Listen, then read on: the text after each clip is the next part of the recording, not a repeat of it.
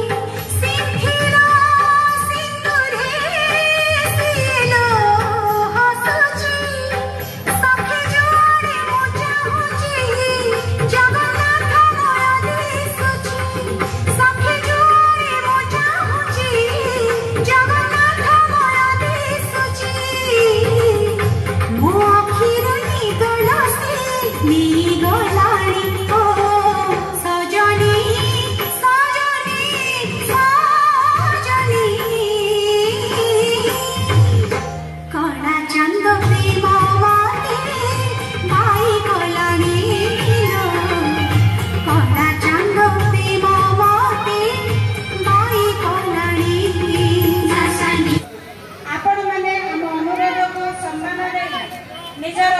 मूल्यवान समय प्रदान कर आम गहन पदार्पण कले आपण मानकर तेजस्वी वक्तव्य माध्यम छात्र छात्री मानक एक नूतन चेतन उद्भूत कले आपण मानकर उदारता विद्या मंदिर सभा कमिटी पक्षर मु सहृदय धन्यवाद अर्पण करुछि।